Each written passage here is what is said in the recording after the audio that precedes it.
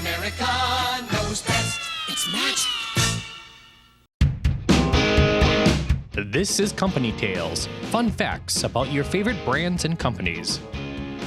This episode's tale, Best Products. Best. No, not Best Buy.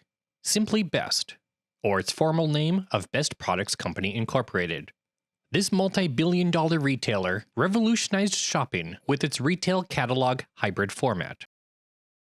Its logo, featuring scaling bold red lettering, is as remembered today as its unique artistic architecture and pioneering retail concept. Unlike Sears, JCPenney, or Montgomery Ward, whose retail and catalog divisions were largely independent of each other, Best attempted to merge these.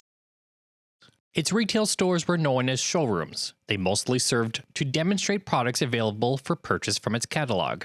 Some merchandise was self-service, including toys, healthcare, and sporting goods, but most items were purchased through an order request, at which point the product was either retrieved by store personnel from the on-site warehouse or shipped directly from its catalog.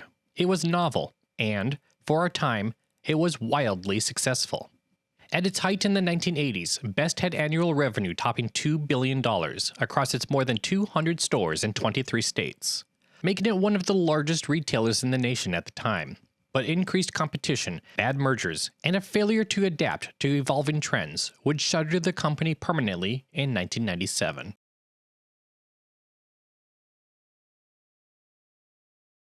Husband and wife team Sidney and Francis Lewis founded Best Products in 1957. To put that into perspective, this was years before Walmart, Kmart, or Target entered the scene. The nation's first enclosed shopping center had only opened the year prior. Even supermarkets were a relatively fresh concept.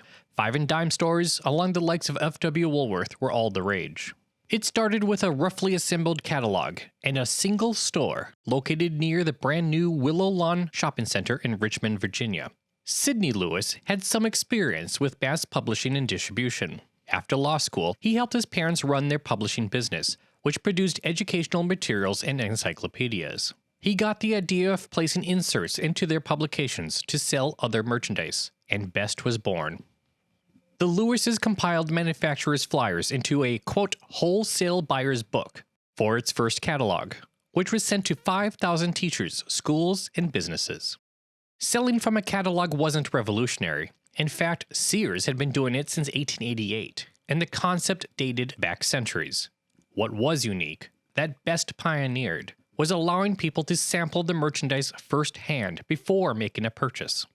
None of the catalog retailers offered such an opportunity, at least not on the same scale. Most of them had shifted to a more traditional department store format, with their catalogs supplementing in-store offerings. In the beginning, only people with purchase cards could buy merchandise. The company distributed the cards to schools and businesses to be distributed to their employees, much the same way that warehouse-style stores like Sam's Club were at their onset. Best reported an impressive $70,000 in revenue during its first year. Clearly, something resonated with consumers. Part of Best's lure was skirting fair trade laws by selling merchandise below the manufacturer's listed price.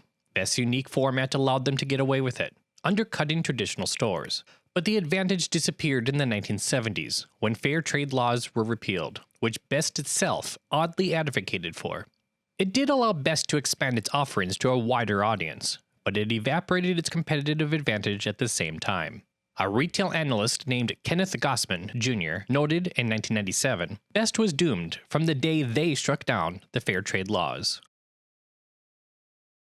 Best introduced its iconic logo featuring bold red letters with scaling heights in 1979. The logo, which took 2 years to develop, represented a, quote, good, better, best proposition. The New York firm Chermayeff and Geismar designed the logo for a reported $250,000. It is said to have been the most expensive logo design in history up to that point.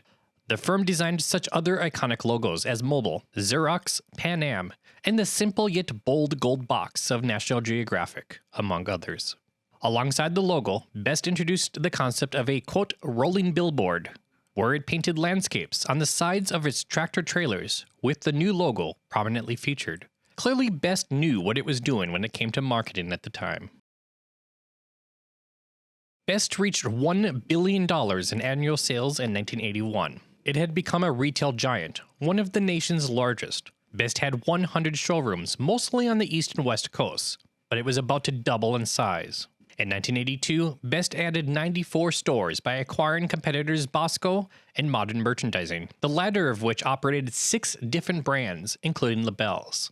Perhaps Best's biggest mistake was not fully incorporating these acquisitions under the Best umbrella until years later, operating each as separate divisions, including all 6 distinct brands from Modern Merchandising. It went from a single brand with a singular distinction to 8 overnight. At the same time, Best tried diversifying. It acquired a women's apparel chain called Ashby's in 1982 and began opening jewelry-only Best stores in 1983, peaking to 36 such stores, along with outlet stores called Best Bargains and Best Pharmacy. It opened a chain of computer stores called Database 2. Best hit its peak sales in 1984, but the tide was turning.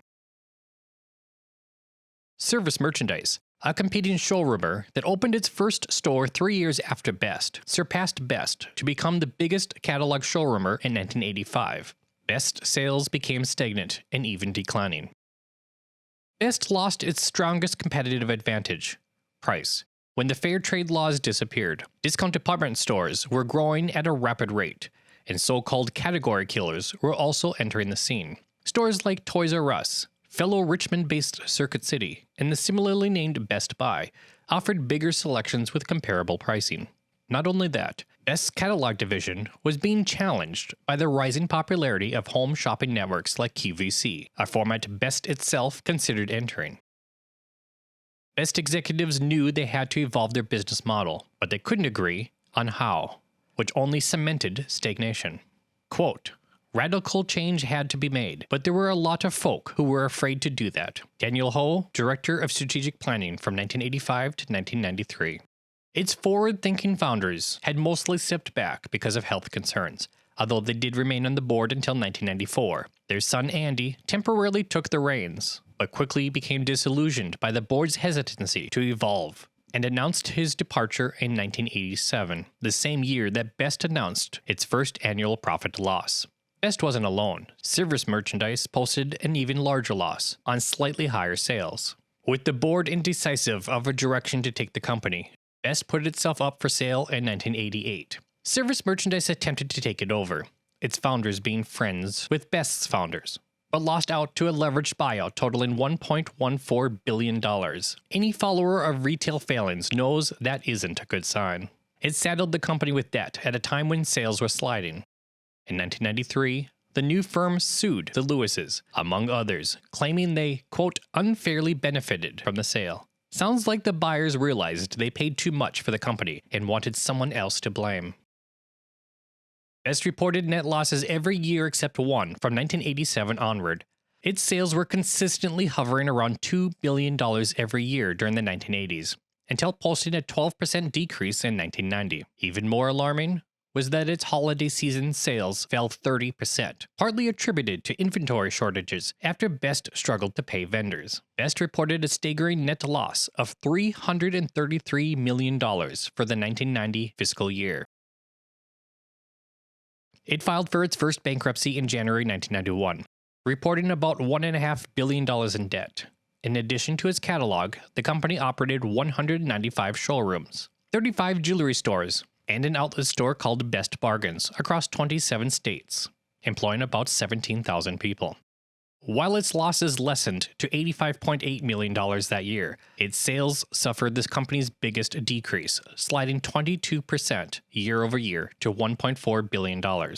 Best plotted a path forward, even opening several stores between 1992 and 1993, the first new stores to open since 1985, although it was transitioning its acquired stores to the Best umbrella during that span. A cash-strapped bankrupt company opening new stores probably wasn't a wise strategy in hindsight. Something already was broken with its existing stores. Fix that first, then open new stores. In addition to adding stores, Best did make other attempts to revitalize its dying brand. It introduced a new store format, moving jewelry to the front, and focused more on ready-to-assemble furniture. It experimented with other concepts too. One of these concepts was described as a mix between Crate and Barrel and IKEA. Best emerged from bankruptcy in June 1994, and even posted a surprise profit that year, the first since 1986. But this uplift was temporary. Overall sales were rather consistent since its 1991 plunge, even slightly increasing in 1993 and 1994, but so was its store count those years. Same-store sales, a key indicator for retail success, fell 7.5% in 1995. Best posted a net loss of $95.7 million that year. It printed its last catalog that year too. Best became delisted from the NASDAQ and filed for its second and final bankruptcy in 1996. It had 169 stores at the time and immediately shuttered 81 of those. This time, there would be no recovery. Best shuttered completely in 1997, with its parent company struggling until 1998. One source, and only one source, says Montgomery Ward acquired Best's remaining assets for $200 million in January 1997, with hopes to revive it, although I couldn't validate this. Not one newspaper article from the era mentions this, and Ward's itself would file for bankruptcy that same year. With less than that in cash reserves, and its credit lines frozen, this seems dubious. It couldn't even pay its own vendors during this time. A former Ward's executive had joined Best as its chairman and CEO just before its closure, however. As of today, the Best Products trademark sits abandoned and up for grabs. Its last listed owner is none other than Best Products Company of Richmond, Virginia. So, if anyone wants to revitalize a hybrid catalog retail concept and call it Best, it's all yours. The Lewises were avid art collectors, donating thousands of pieces of modern and contemporary art to museums. Strangely enough, when Best first opened, they would trade merchandise for art, which helped build their collection, much of which is today on display at the Virginia Museum of Fine Arts in Richmond, where you can also grab a drink and bite to eat at the Best Cafe. The company was known for its expensive, unconventional store designs, through a partnership with the sculpture and the environment architecture firm known as Site. Only 9 stores featured these unique architectures, but they became iconic. They were a deliberate fusion of art and commerce, blurring the line between gallery and retail space. The first of these was the Peeling Project in Richmond, 1971.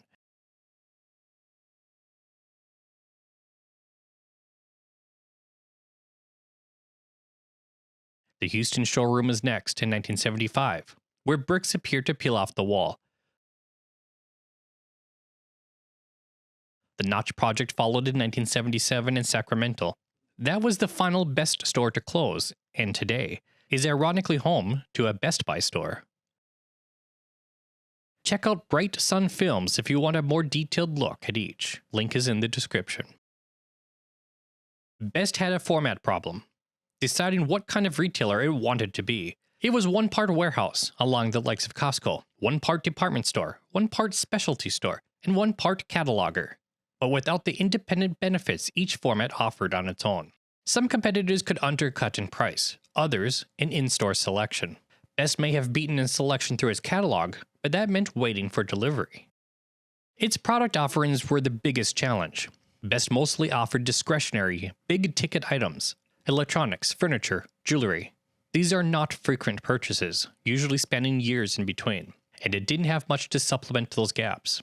Best Buy, at the time, was flourishing from physical media sales, CDs, DVDs, and video games. Stores like Sears and Target offered a wide assortment of clothing and other everyday essentials, bringing in repeat traffic. The warehouse portion of Best stores took up about half the footprint. Besides that, most of its offerings occupied a lot of space: furniture, fitness equipment, console televisions.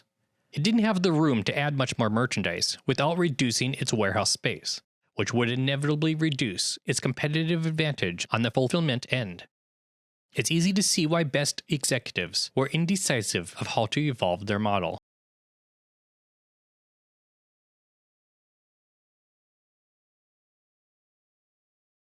The catalog was both a critical marketing component to Best and a handicap.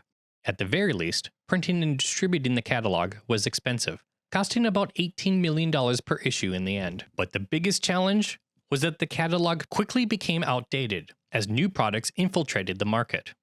And the novelty that consumers would want to sample a television set before purchasing mostly wore off. TV sets weren't evolving much from year to year. What was changing was the introduction of new products like VCRs and hi-fis, personal computers, and popular toy trends like the Cabbage Patch Kids that its annual catalog couldn't keep up with.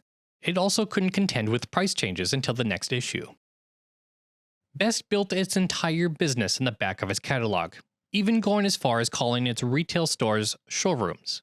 Leaning off that would make it just like any other former cataloger turned retailer, and ask Montgomery Ward and Sears how that worked out for them.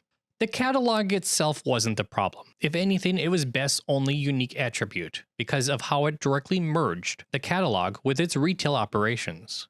Even though it cost $18 million a year to produce, eliminating that expense would not have turned a profit, not with losses even higher than that. Besides, the cost savings would have also reduced sales. The catalog was a marketing investment, not a cost to cut. If Best could only have held out for another 10 years or so, that might have positioned them well, assuming they properly adopted e-commerce, which was only beginning to take off, with its potential still uncertain when Best went out of business. Not long after Best's closure, as e-commerce rose in popularity, showrooming became a struggle for retailers like Best Buy, where consumers would visit the store to sample a product they intended to buy online, often from a competitor like Amazon. Best, in its hybrid format, could have been the best positioned company to merge the desire to sample product and fulfill it.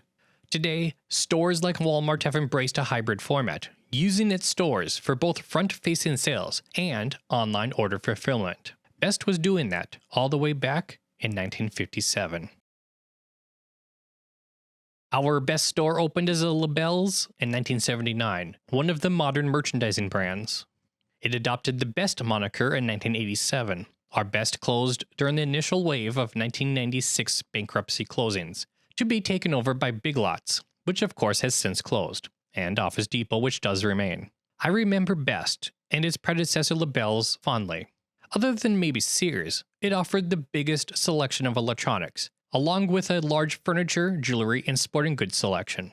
It definitely had the biggest toy selection at Christmas, when half of its warehouse was converted into a giant toy store. All we had for a dedicated toy store was KB Toys, which is about the size of a gas station. So as a kid, I was in heaven with a toy selection rivaling Toys R Us. That was our look at Best products. What was your experience with Best products, or service merchandise or something similar? Do you wish this concept was still around? What company or brand would you like to be featured? Leave a comment below.